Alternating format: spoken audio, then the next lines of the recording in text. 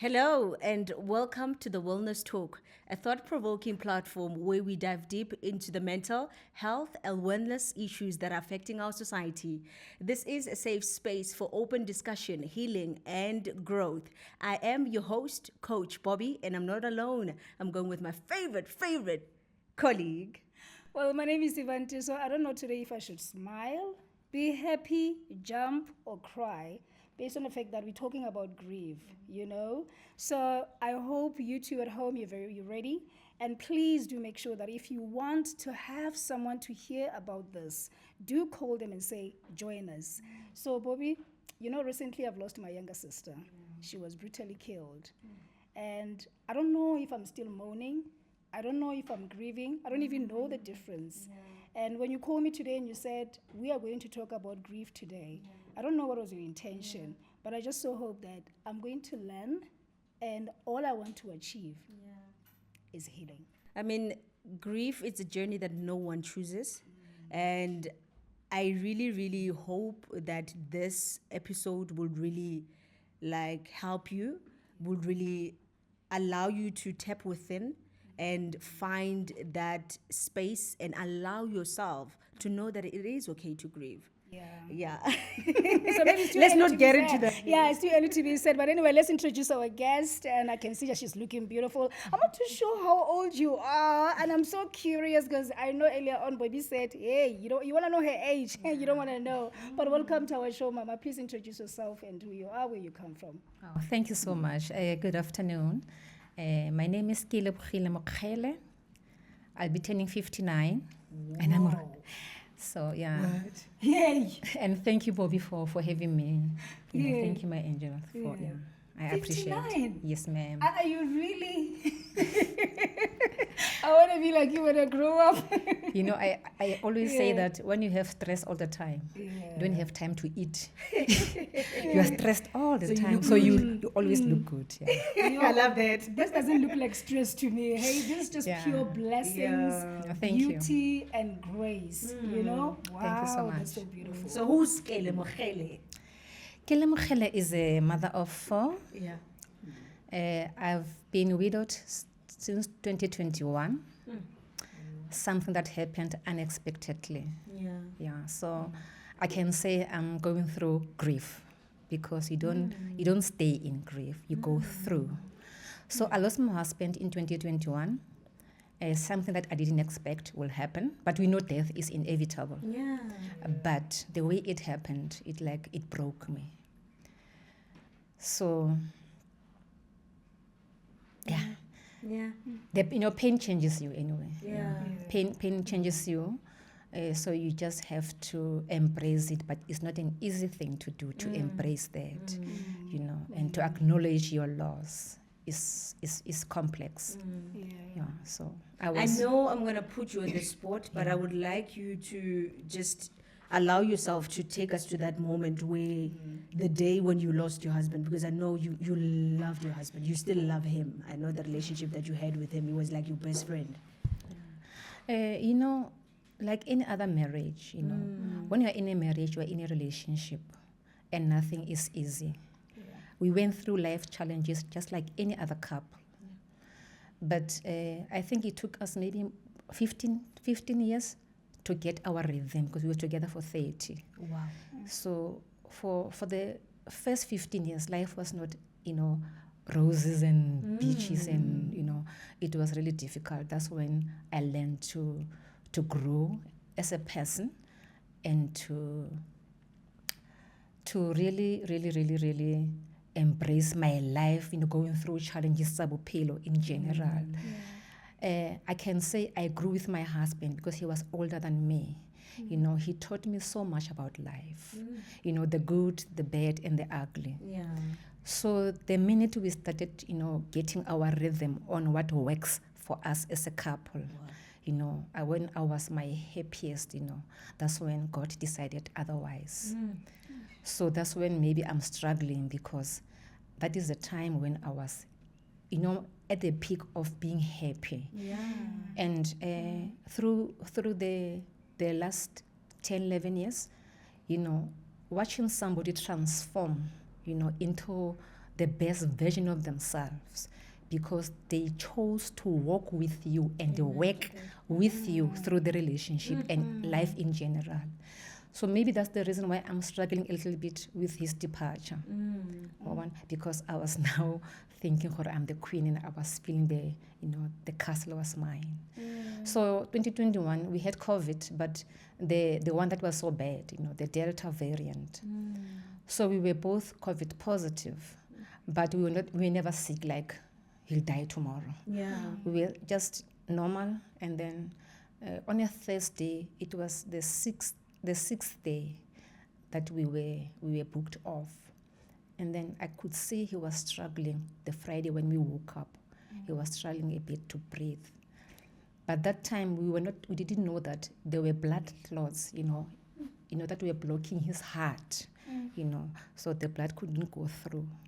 So I quickly rushed him to the hospital because he was really struggling. And then, but he was talking, like he walked down the stairs to the car, and then my son and myself, we followed him, and then we drove to the hospital. But along the way, you could see that he was struggling seriously. So he asked for water because he was thirsty. Fortunately, there was a car, a garage, along the way. That's where we stopped, bought him water, gave it to him, and then we drove. We got to the hospital. It was full because, remember, it was COVID. Yeah. So we parked next to the emergency room, and then they came, they checked him, and they talked to him that, because it's full, as soon as somebody leaves, it will be your turn. Yeah, and then he requested water again. They brought water for him. And then he was sitting at the back seat, but, across, and he was balancing with the door like this. But my son was sitting on the passenger seat. He said, Mama, but look at the back. Papa is not, it's like he's getting tired. Yeah. So go and keep him busy so that when it's his turn, he'll be able to walk inside. Yeah. And then I went to the back seat, and then I'm like just sitting with him. So he kicked me out. What are you doing here? What do you want? So I said to him, no, I want to keep you busy so that you are ready, when they call you. And then I left the back seat to go back to the driver's side. And then the minute I sit down, and then my son said, Mama, look at the bag. Just a second that I gave that man my bag. And then he changed, and then I called him, and then he answered me, and then that was the end. So, and because now when I because I screamed, when I screamed, they came rushing, and then I was rolling on the floor, praying and crying at the same time. And then I saw them taking him out of the car with a stretcher. But I was hopeful that, it's just maybe something minor. And then they went in with him. And then after an hour or so, they called me. And then we went inside. And then I saw they're taking me through the passages and into an office. And I refused. I said, no ways. My husband came here walking. Yeah. So what am I doing in an office? I want to see him. I want to know how is he doing. And then, sure, I cried. Yeah. I knew already, because if they take you to the office, something is not There's right. something wrong. Yeah. But already I was crying. I went into that office. I sat down flat on the floor. And then the sister, I said to her, if you have nothing positive to tell me, don't even open your mouth, because I'm looking for my husband. And then she left, and then the doctor came. He just didn't sugarcoat that. Wow. He said to me, we tried, The word we tried, he didn't have to finish what he was saying. So I just lost it. I just remember waking up the next day at home. I don't know what happened. I was driving with my last born, my younger son. The thought of my son having to sign document, to sign off his daddy's body, me being knocked out, is a guilty feeling that I'm carrying with me all the time, because he had to watch that when I couldn't really. So that's why maybe I'm struggling a lot, honestly, with this. I'm really, really I do respect you a lot because you don't hide your grief. Yeah. You know, we are raised in a society where they expect when somebody passes away, everybody's supposed to move on. Like, the society is like that. And you said you lost your husband 2021. Yeah. That has been like 4 years. Yes. And I know that it hasn't been easy for you Yeah. in the society where a person like you who's able to express a grief because you don't hide it. So I want you to take us there on how have you been coping with the world that judges a person who lost somebody and expects them to just move on in the next day. When it comes to this journey, you can't do it alone. Yeah. I've come to realize that I was by myself. When you are on your own, you tend to be depressed because now you have nobody to talk to, maybe somebody to advise you. You shut down. Yeah. So that's the stage of depression. So I was depressed for the longest time. I think I took medication for 3 years. I stopped last year. I was taking medication, sleeping medication. I was taking depression medication because I wasn't functional. Wow, that is a lot. Yeah. So, but I realized that, you can't do this by yourself. What happened is I nearly died, to tell the truth. Yeah. I nearly died. I wasn't eating. I wasn't doing anything. I was crying nonstop. I remember when they took me to see the doctor. You saw my picture. Yes. Yeah, that's when they took me to the doctor because I wouldn't survive losing my husband. So his cousin referred me to a therapist, something that we black people, we don't, really consider It's a taboo. most of the time. And sometimes we don't have to blame people. Is we don't know about the resources available for us. And if we know about the resources, we don't have access to them. Yeah. So I was fortunate enough, I have access to those resources. So that's when I learned, so much about this journey, that I had to learn first the difference between mourning and grief. Because I had to know, they say you mourn for a particular time and then you grieve. But I didn't know that. I was just going with the emotions. So the minute I learned that mourning is when you express externally what you're going through. Like how we dress, we're showing, like This our is what culture. I'm going through, I'm respecting this. That's how we mourn. And then grief is internal and is personal journey. So how I grieve and how you grieve is going to be different because it's a personal journey. You get me? So I learned these things through this journey because now what I did after starting therapy, I joined different groups, there's a video group somewhere. I go there just to listen, to take something out of other women's conversation, how did they get where they are? Because I wasn't doing well at all. It's not easy to tell the truth. Of course. Just to take you back a bit, when people are going through a lot and when the death hits your door, sometimes it's difficult to understand certain things. I'm just listening to your story and I'm so sorry about the loss that you had to go through. I'm going through the same situation. I lost my younger sister. And I'm My also, condolences, madam. thank you so much. And I'm also speaking on behalf of everyone who's going through the same phase. When your husband was sitting in the car, you arrived at the hospital and you were told that it's currently full. So you will have to wait until there's a space. And you had to wait for that long until something happened. And unfortunately what happened, it wasn't something that, was very pleasant. Do you think the government actually failed you? Do you think had they attended to your husband within that space of time when you arrived, he could have survived? Like, how did that make you feel? You know what? I understood that we were going through a pandemic. And the situation was beyond their control. There was nothing really they could do. For the simple reason that they came to the car and then they had a conversation with him. But they did say that should he change, the situation change, I must call them. I can't blame the government. we were going through a lot as a Yeah. country. Yeah. It just happened that my husband had to be one of the statistics that Yeah. Yeah. I was not even looking at that. I remember during COVID, that's the time we started talking about death. Out of the Wow. blue, nje, ukuyabona? Yeah. Because that's something that we never talk about. And then we just talk, hore, na, should this come, I want to be the first one to leave. Yeah. Ke na re yalo. Ke re mara, why you are not? Because with women it's easier because we know you can fall and pick yourself up. Wow. That's our conversation around death. Yeah. But we never thought for it's just near. Yeah. It's just knocking. But ke nagana maybe it was a message just to prepare me. But you never be prepared for a loss like that.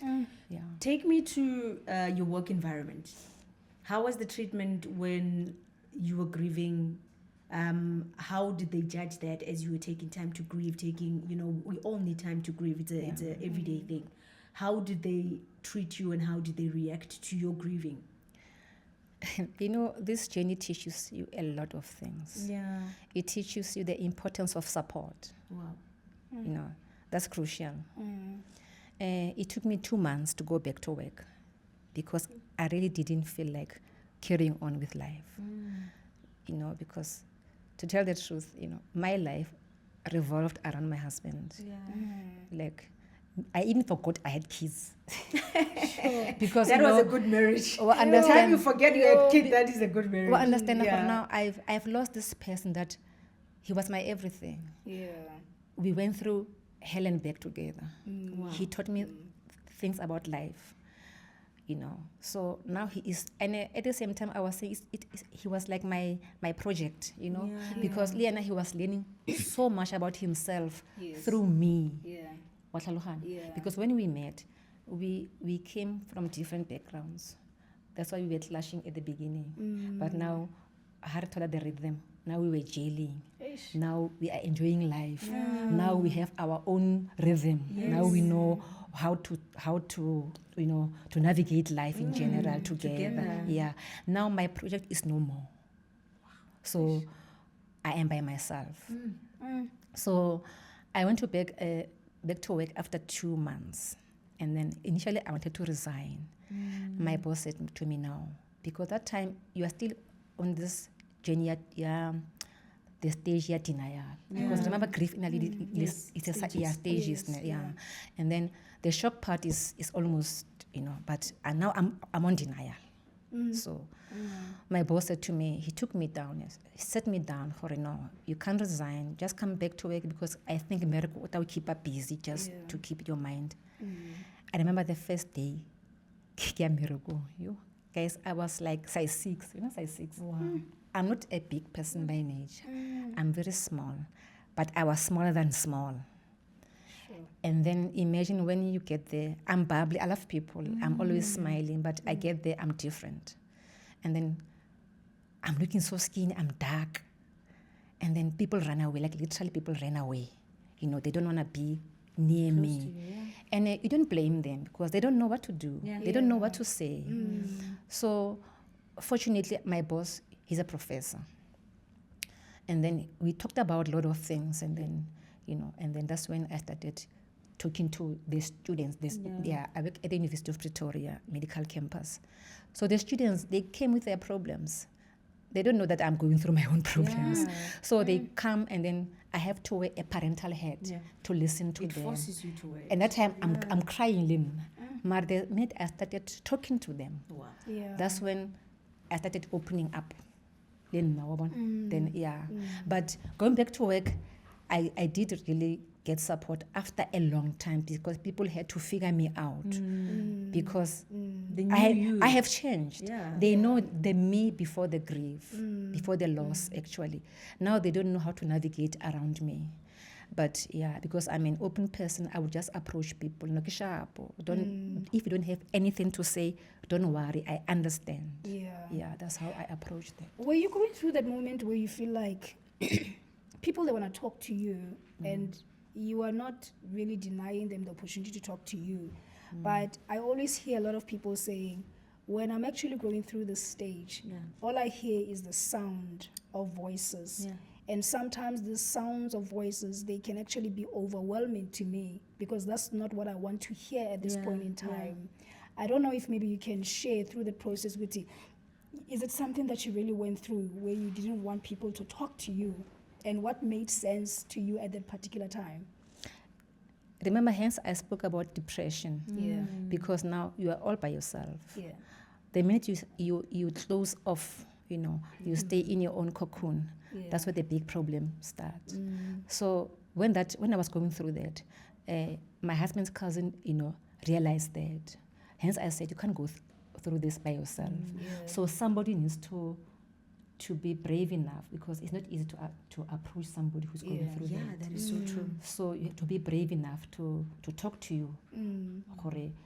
I can tell you are not doing well. Because you also build a wall, like Yeah, Sister says, exactly. you don't want to hear anything. Exactly. Yeah. And subconsciously, you want to be in that space, because that painful space is like a comfort zone. You understand? And because I was holding on to that pain the longest time, that's when she realized, oh no, she needs help. Yeah. And how to get with black people, especially our culture, it is doing us disservice, because now people, they are afraid to come to you. Yeah. People, when you address black, people can't address you. They can't be close to you, because now that's how society was brought up to understand. So his cousin was able to come to me and Aramonari, you need help. And because came to Moholo, I couldn't argue with her. I just recognized what I am going through this, and for me to get better, I need to get help, because it was bad, like really bad. But you have to recognize that when somebody shows you that, no, you are going too deep. Yes. Yeah. Yeah. Do you think the comfort zone, I don't want to really call it a comfort zone, but when you're in pain, you shut people out, right? And it ends up being a long-term thing because you're in that pain comfort zone. Your pain becomes home. Do you think the thing that causes that is the guilt? Maybe thinking if you're grieving, it would be like maybe you never loved that person enough? Oh, thank you for that, Boby. Yeah. I remember when I was scared to be happy. When I told myself, Scared to be happy. I was feeling guilt, but grief guilt. They call it grief guilt. That I am happy without him. Oof. At his expense. Wow. So you close off more. Yeah. You don't allow yourself to be happy, even when there are things that make you to want to celebrate, but you remind yourself, I can't be happy without him. You feel so much guilt, even for smiling. Am I supposed to smile? Yeah. He's not here. It's like I'm betraying him. Wow. Or I'm betraying my grief. Yeah. Because I'm depriving this pain the chance to be here. Yeah. So we go through a lot. Like you need to meet with other people who are going through the same journey as you. Hence, I love this kind of conversations because now they are so helpful. Yeah. Remember, there are people who don't have anybody with them. Yeah. They have nobody. So I had people that can come to me to talk to me, even though I was not okay, but they had to come. I didn't go to them. So imagine I'm highly an introvert. What are they going through? And they're going through a lot. But did you think you were depriving yourself at some point? You know why I'm asking this question? Because whenever you go to therapists or the counselors, they'll always say, listen, if you feel like crying, just cry. Yeah. Even if you're in front of people, just cry. So, but then on the other hand, you feel like, okay, I can't cry or I can't be happy just because this person is no longer here and I could have done something to save his life or her life. You know what I mean? Oof. So is it a bad thing to deprive yourself though? I get it for you at the time. Is your like it's a comfort zone. You know how For only you it's working. how only miserable, Yeah. ne? How going through grief, only miserable. Nkare ke gona o leng gore fela wa feel gore yeah. This is what I need. This is what I have to be like this to prove my point gore I am grieving. So hey, kore ne ke feel guilty gore I'm not supposed to be happy, man. Yeah. Because this person is not Why? here. Why am I happy? I see you. So yeah, it's a lot of things that you are going through. But my point ke gore I'm going to emphasize on support. Yeah. There's nothing crucial like support when you are going through anything. And at the same time, I want to make you aware that support doesn't always come from familiar faces. And it is through this journey that I've learned that the dangers of assumptions Yeah. and expectations. Because people want to support me. They don't know how. They know me before my loss. Family members, they can support you up to a certain point. But beyond that, they're like, aren't you healing? Say it 3 years. Yeah. They don't get that. And you don't blame them. So I learned that you have to meet, like I said, you have to meet people going through a journey like you so that you support each other. They know you. I know you now. Like you're going through this. I don't know you before. Yeah. I'm going to support you the best Very way important. how I know because now we are on the same journey together. I was angry at my family members at some point. And then I learned no, they're supporting me, but the first version that they know of me. But this different version of the brokenness, they don't know what to do. Hence, God will put people through your way, in your way actually, to go with you through this journey, who understand it exactly, what is she going through. If you say to me, I don't feel like talking, I know, I understand. But my sister won't understand. Exactly. Like now, one of them, she's not talking to me because it's like you are moody or you are like, but because she's seeing you through the version, the past version. Yeah, that is a very good point. Jen. So, and don't get angry at anybody because now they're trying their best, to give you the support. They don't know how, but understand. But me and you, we're going to understand this journey. How often at 2 a.m. or ish, I get you. Yeah. We get up and talk about everything and anything, So because we understand each other. Yeah. True. So, but I think also as you're talking about family, this is a very important point that people really need to understand. When you talk about family, remember you are grieving, right? I do believe that they're also grieving because the person that they once knew is not available. Yeah. So for you understanding that is the best thing, and understanding that will help us as people not to separate when something like this happens in the family, because they're also grieving. They're used to the bubbly, happy, chappy Kele, and then now here's the person who's who feels like her life has ended. It's like they've lost me. They're also grieving, but in a different way. They miss that person. They want that person. Not that they don't want to support you, but you're like, then what do you want us to do? Because the person that we know is no longer here. They don't know what to do. That's the I most, love that you that's the mentioned most that. important thing. And at the same time, society, the expectations of society when you're going through grief. And I don't blame anybody because it's how these things have been all along. Yeah. And then you are scared to do certain things because you're going to be judged. Yeah. It took me a long time to start dressing up. Like, it took me, I think, two years. Because I was scared to look smart because, but hey, sisters, she's happy. And then you're like, let me stay in my baggy clothes, whatever. In this situation, it's suitable for me. To society to make it easier for me. So societal judgment is really, really, really critical, especially they will want you to mourn, to grieve for a particular time, then they expect you to move on. Yeah. And when you grieve, you don't move on, you move forward. You move forward. You don't move You're on. right. Because You're right. it's like moving on, it's like, it happened, so what? Yeah. And then it's gonna, I want us to and talk then, about. and then before like Yeah. which I'm sorry to interject. Mm. Like re bua ka ena ntho ya go ba happy akere Yes. gore o itse keng ke batla ba happy mare this guilty thing mara happy o shebile society le bona ba o shebile akere. Yeah.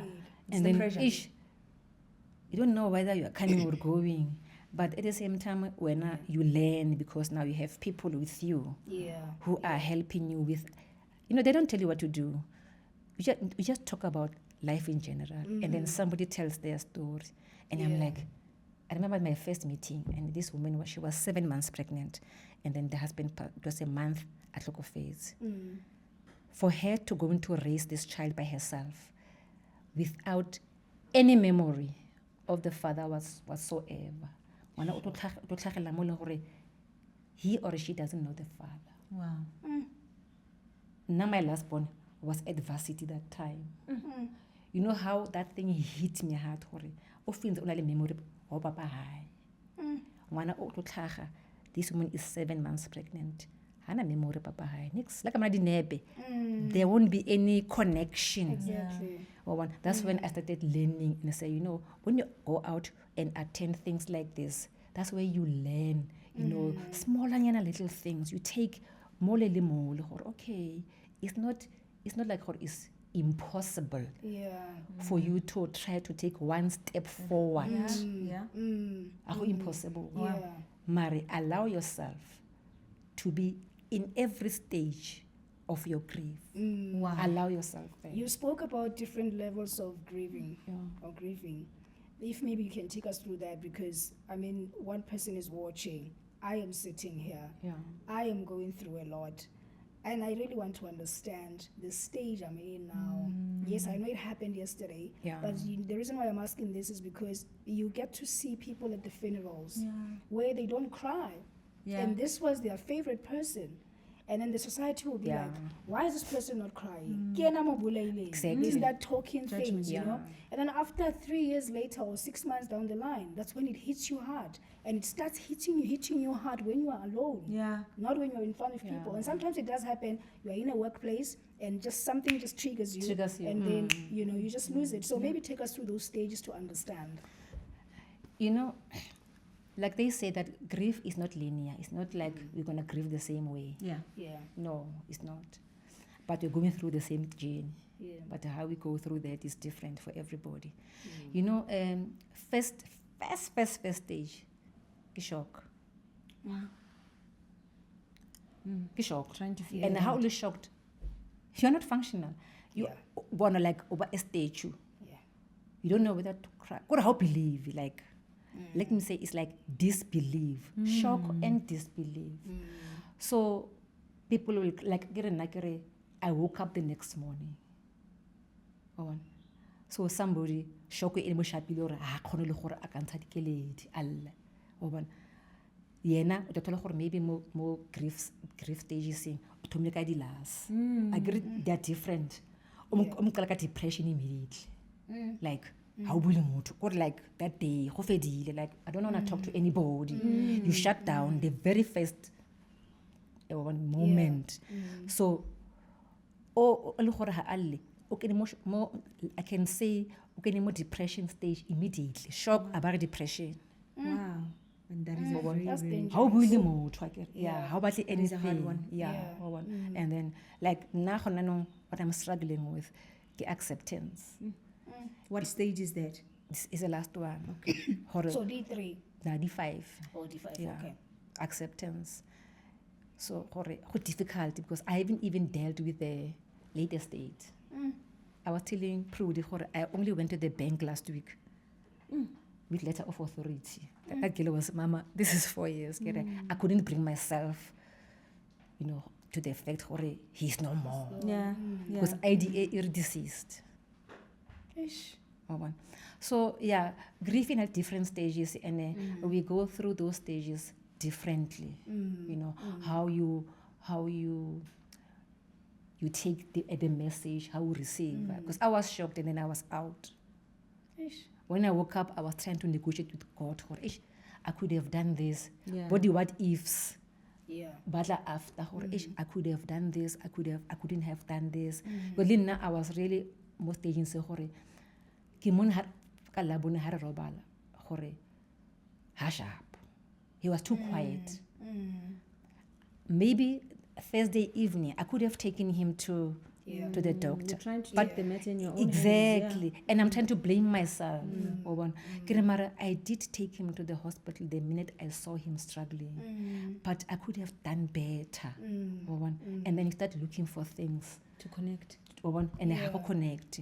So maybe motho o sa leng shapile ke shoko about depression akwala. Yeah. And then all those 5 o na le mo le gore ke depression ke yona ke gore le anxiety acceptance yeah. And this is very important, Boby, to raise it because, you know, we see people acting differently. Yeah. We know you yesterday. Yeah. In the middle between yesterday and today, something happened. Yeah. And today you wake up a different person. I mean, I for one, I don't like answering midnight calls anymore. Yeah. Yeah. Because Yeah. it was It's around trigger. it was around 5 to 1 when I got that call. So if anybody calls me around that time, even the person that I'm dating, to be honest with you, I don't like it anymore because I'm afraid Yeah. of what I heard Yeah. last time. On that day. Now, talking about the workspace, you come and yes, people, they know that your husband died 3 years ago, 4 years ago, and they expect you to be fine. Yes. And they don't understand that certain things, they can trigger those thoughts of you being in shock, thoughts of you being in denial, Denial. Yeah. thoughts of you not wanting to accept, thoughts of you not wanting to be happy or allowing yourself to be happy. And then those things, they sort of like provoke you. Yeah. And then what stems out of that? It's anger. Exactly. You know, Resentment. it's resentment, Yeah. you know, and you're no longer able to even communicate well with people. And people, they look at you and they start judging you without understanding. What you went through. You know, so how do you think the society could actually act better in this regard? But also, we people who are grieving, how can we meet them halfway? Yeah. You know, like I talked about societal judgment. Yeah. It's our culture, actually. Now, for me, what I have decided to do, I educate people around me Yeah. who understand horribona. I heard horwena with what is 3 years now, works are full. You don't know my gene, but I don't say it from a bad space. Yeah. I want them to understand. Yeah. Kere, you don't know my gene, you know. You can't expect me or within 3 years what I'm not for deal. You don't know what is taking me to wake up every morning, you know, by myself. Because we were driving together by myself. To force myself to do things that I don't have interest of doing anymore. Yeah. So I take a chance all the time to educate people around me. Yeah. How mpona ke le so today, tomorrow I se sharp. Tsapela gore something triggered me. I'm going through something. And then ha ke le sharp, then understand gore I am going through a journey of you are rediscovering the new you. Yeah. Bobo. Yeah. You don't know yourself right now. Yeah. You're still mourning. How grieve when you're still mourning. Understand? So you are trying to find this person and you're trying to make sense of this world. Because now it looks different. Yeah. It does. You're trying to make sense of this world now without this other person. So through this rediscovery journey, choose to educate people around you. Yeah. Because remember, they don't know what they are doing. They don't know what to say to you. Haba is it because they want to do that, and they're not even aware that what they are doing or saying is not right. Yeah. It's not helping you. So it's for us to educate them, but it takes time actually. It takes time, and the most important thing that nna ke sebedisang ke gore if for me to get out of this dark space, I have to identify something that's going to make me happy. Because remember, I was depriving myself that. But now, when you meet other people, you see they are moving so smoothly. But no, I'm not moving smooth. I chose to want to do better. I chose to want to take one step forward, even though at some point, Obalidi the setbacks. You allow yourself the setbacks. And you start all over again. It took me 3 years to get better. This is my 4th year. So, educate people around you. Na I'm an educator, and I chose to do activities. Telling for me, they are my coping mechanisms. I think before we get to that, because we're going to get to a part where we share your experiences and how you use your pain and your grieving to help other women. But now, as I'm sitting here, I'm listening to you, I'm wondering, where do we fit in the kids? How do we get them to understand? And grieving for so many years, and you've just said that now you haven't even dealt with the estate or of your husband. I mean, your children's future lies inside of that. So how do we even consider them in that? I know it's difficult. You know, this journey is it's complex to begin with. And based on my personal observation, I can say it's selfish at the same time. Because you're only thinking of yourself. You end up forgetting about the others.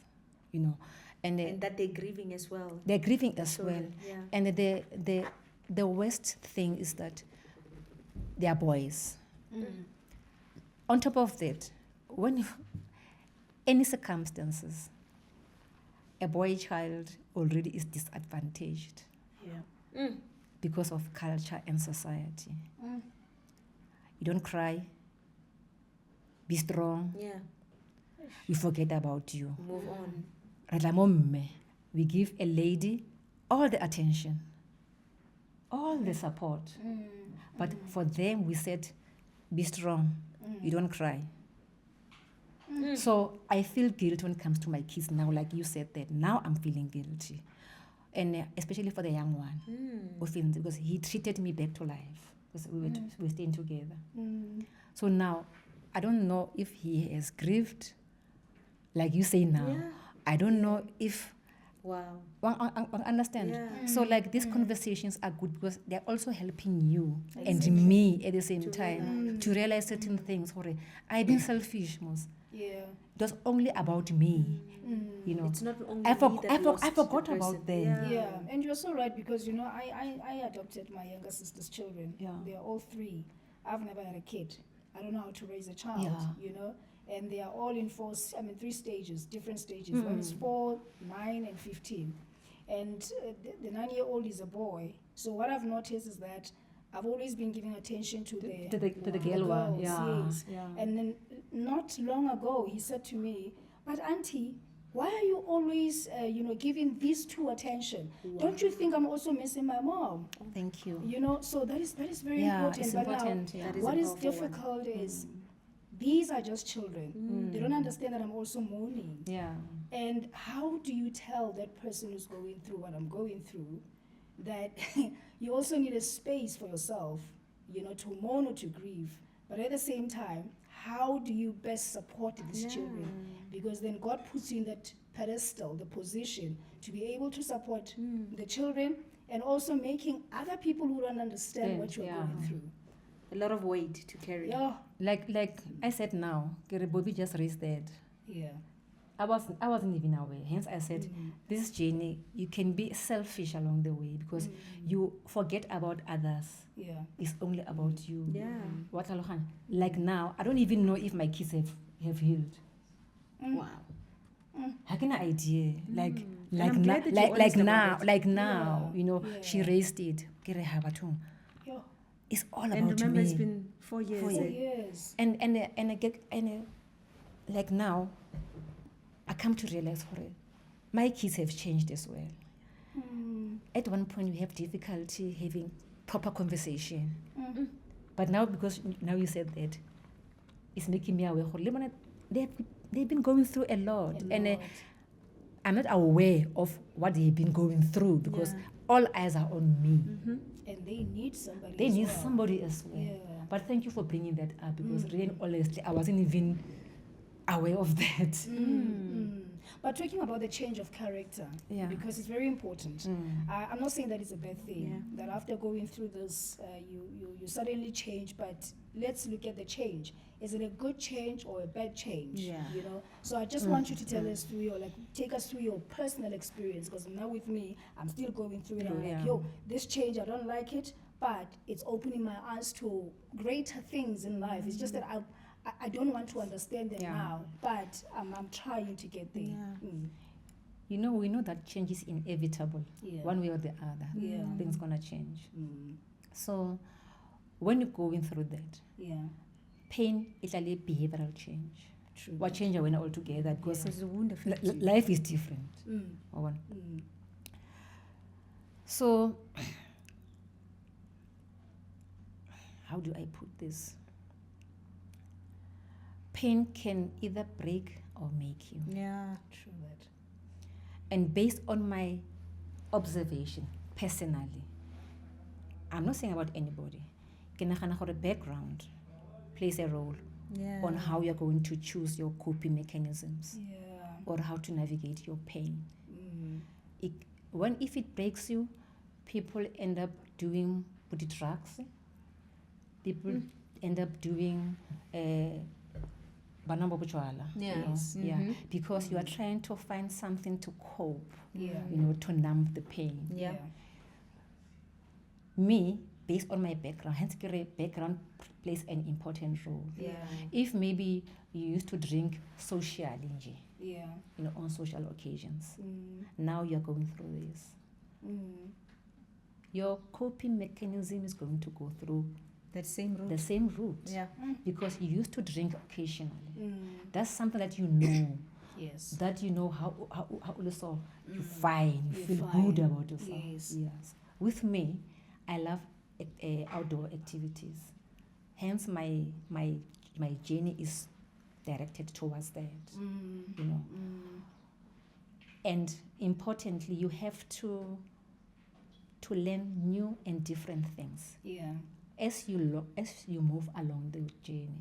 Because hence I said, meet other people who are going through the same journey as you, for you to learn new things, Understand. Yes. to unlearn, you know, to unlearn, because now it can be good or bad. Yeah. The choice is yours. It's not like the choice is yours.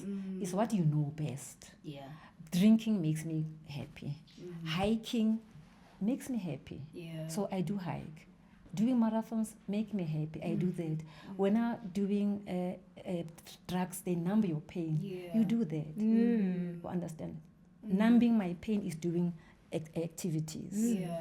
And then I was overdoing those activities until they were, you know, problem for my health. So you were also getting addicted to Addicted to, because now I'm trying to numb this because pain. we always think an addiction is something that really affects you, but we didn't. I mean, you're coming So- up with a new side of. So now I'm doing every Saturday, it's either I'm running, I'm hiking, or I'm playing golf, or I'm doing something. I'm always out of the house. So imagine me, my addiction is outdoor life. Somebody's addiction is alcohol or drugs to numb the They're pain. actually the same. You don't blame them Yeah. because that's the only thing, something that they know. Yeah. If I do this, I'm gonna feel better. Wow. So unless along the way somebody recognizes them and advise them for therapy, for help. Wow. And That even is so even powerful. therapy, you have to be very careful True that. because not every person can open up. Yes. Yeah. Approach is crucial. Approach is very important on how you deal with certain things. Yeah. So yeah. And I remember therapy as well. I mean, for me, honestly speaking, I tried now, maybe still fresh, but also I'm looking at my past experiences where I used to go through depression with my father, with my mother, because I lost them as well. And it's been years. So when I started talking to someone, I just felt like, you are overwhelming me, eh? Right? So until I met this one therapist who said to me, you know what, I can tell that you're this kind of person that whenever a therapist is speaking to you, I'm just making too much noise in your head. You love listening to silence. You love listening to your voice or the inner spirit in you. So what I would advise you to do, go and find a book And he recommended books that I can read.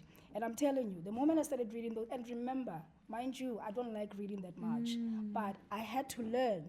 And from those books, the stories that I've read, not stories about counseling, not stories about death, not stories about depression. He chose specifically something different.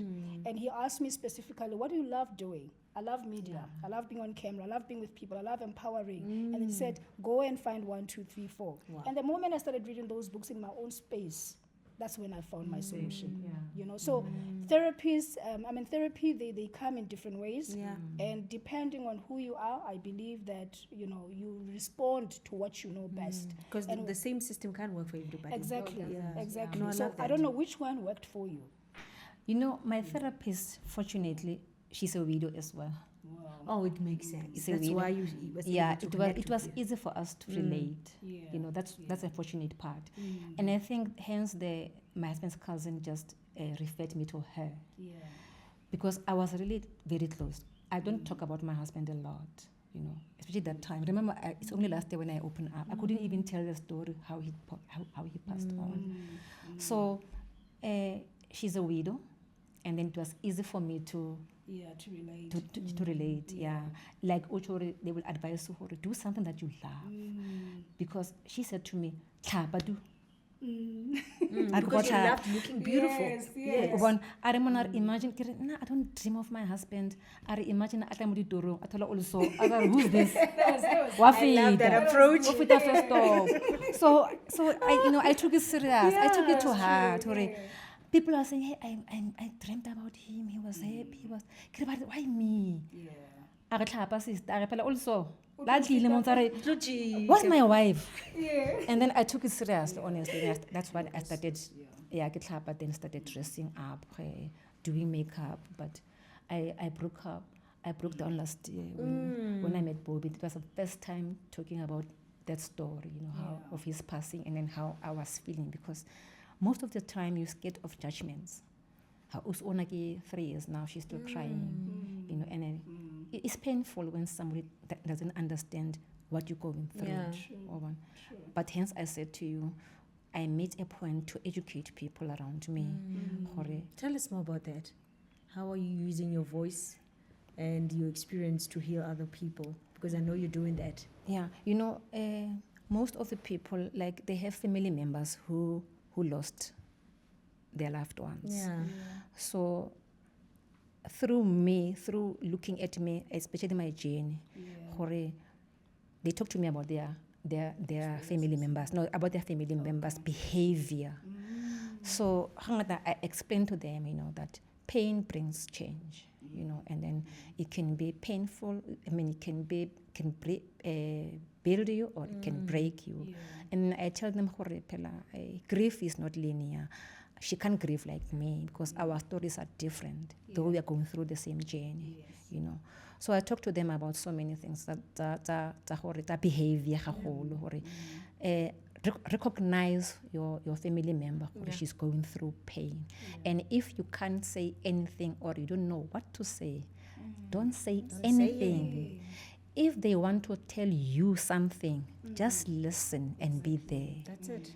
And hence I said to you, along the way, you learn that support is going to come from people outside, not from those you are expecting to support you. And which is okay. Yeah.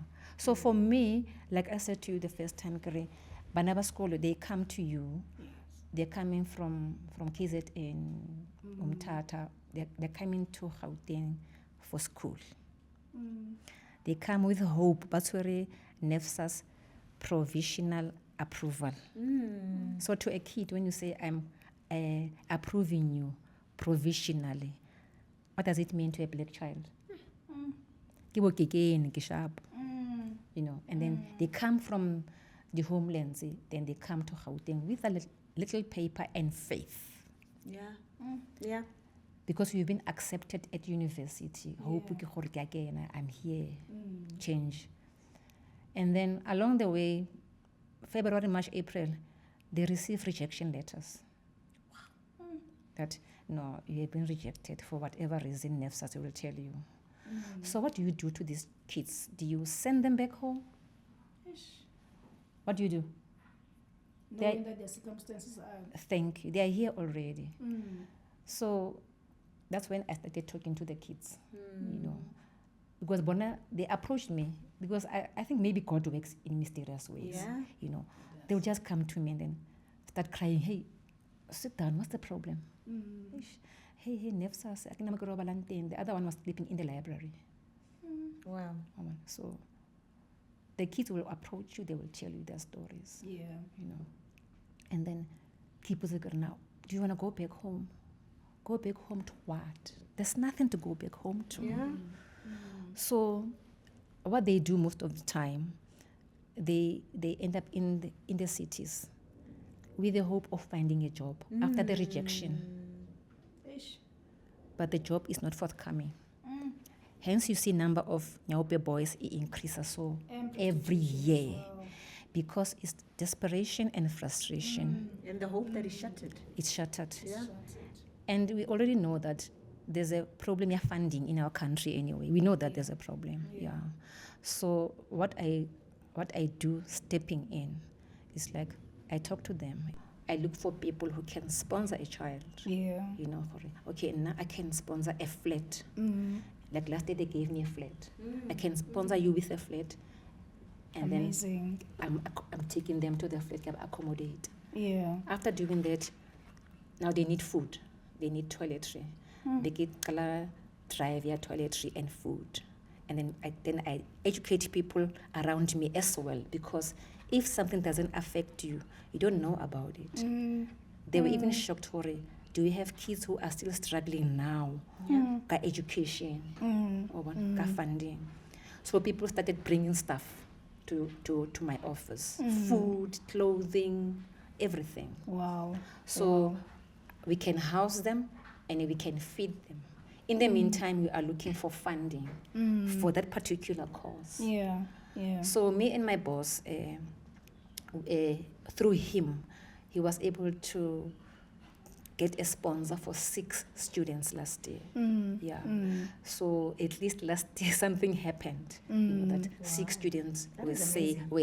Amazing. That is so amazing. And then when you have somebody who knows after you let them know of the problem, so this is what is making me happy.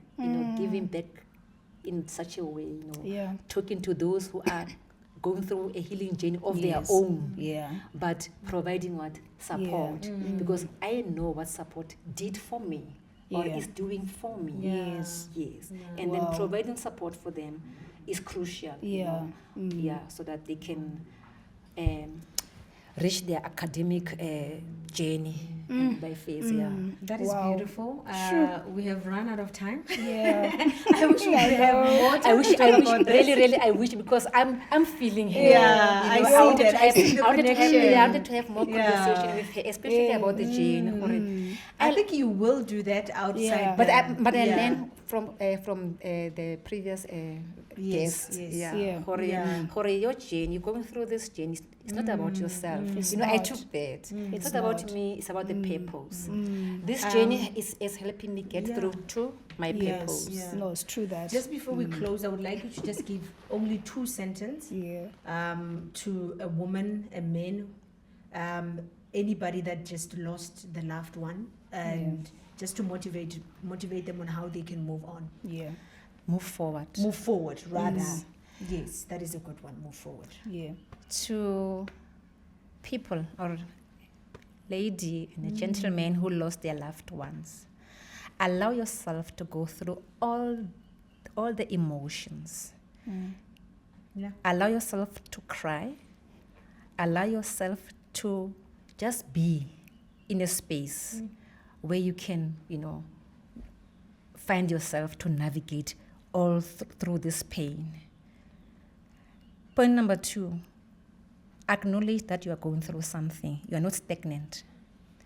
Always ask for help, because there is nothing as important as support. That is going to help you go through whatever you're going through, for you to be able to get to the other side of your journey. Allow yourself to go through the pain. Ask for help. Don't close off. I can also say that look for something that is going to help you inside, that's going to make you happy, to give you life, to want you to wake up in the morning again, to rediscover life again, for you to relive. Yeah. Because if there's no passion, I don't think you will be able to help yourself. Yeah, that's so beautiful. No, thank you so much, Mama, for sharing. Honestly speaking, Mina, I, for one, TLL has given me the opportunity, and this is what I love doing. And to be honest with you, this is where I find my healing. I know it's going to take me time, but just being in front of the camera and saying things that gives life to people. Amen to that. Empowering other people through our journey. That for me, because I realize that I operate differently now. Yeah. Usually when I come across such situations, I don't eat. I stress a lot. I lose so much weight. But with my younger sister, I'm able to eat. And being here, when I leave, I'm able to talk to other people. Yeah. So find your space, find your way, and always talk to God, because, people Most can say a lot of definitely. things. Yeah. But going back to God and say, confirm what they said to me, it's always good. So, Boby, now I've had a good time. Yeah. And also, I believe that certain things that Mama have spoken about, I'm going to take them and just run with them, because that's what I needed. Thank you for that. Yeah. Thank you so much for joining us. We really, really appreciate it. Remember that every conversation, it is a step forward to healing, awareness, and transformation. I would say that grieving, it's not a weakness, but it is a sign that somebody that you love really left an everlasting mark on your heart. Be patient with yourself, because we are human beings, and that means we are becoming every single day. Until next time, thank you so much. Thank you. Thank you. Thank you.